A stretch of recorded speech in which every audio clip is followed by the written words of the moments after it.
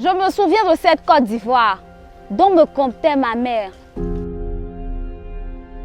Cette Côte d'Ivoire des années 60, avec ses cours d'eau, ses grands fleuves et surtout sa belle forêt, qui couvrait 80% de son territoire, pleine d'arbres de toutes sortes, l'iroko, le samba, l'acajou, le teck, d'animaux de tout type.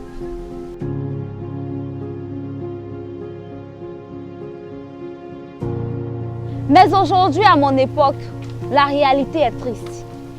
Ce paysage qui faisait sa fierté ne l'est plus. La Côte d'Ivoire compte aujourd'hui moins de 10% de son couvert forestier et est donc déclassé pays forestier.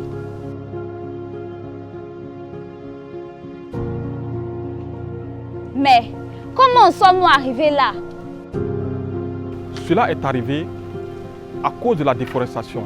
Cette déforestation est due à l'action humaine, telle que l'agriculture extensive, les feux de brousse, l'abattage abusif des arbres, l'urbanisation galopante des villes et villages.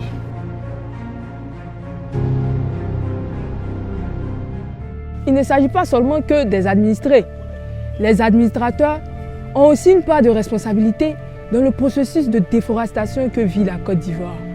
Plusieurs actions ne peuvent que témoigner de cet état de fait. Il s'agit entre autres d'un manque de suivi des permis d'exploitation des forêts.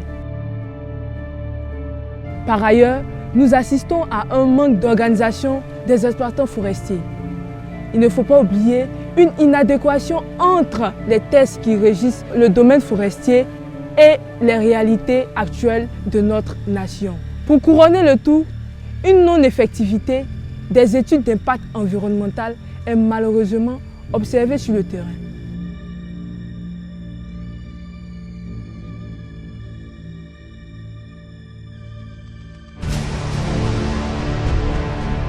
Il faut aussi noter que notre pays connaît l'un des taux de déforestation les plus élevés au monde.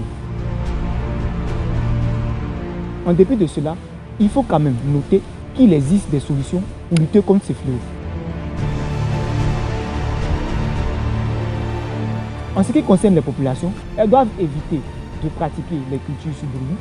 Elles doivent également éviter l'abattage abusif des arbres et surtout pratiquer une gestion rationnelle des espaces agricoles.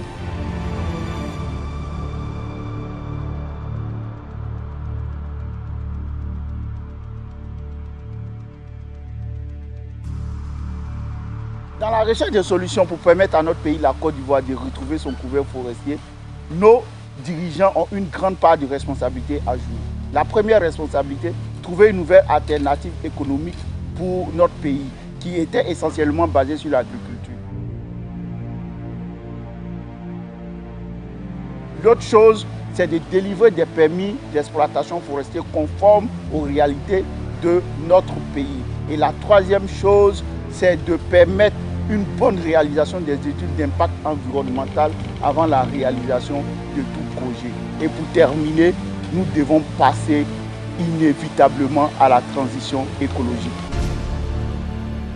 C'est ensemble, la main dans la main, tous réunis, que nous pourrons donner à notre pays, notre beau pays, la Côte d'Ivoire, de retrouver son couvert forestier.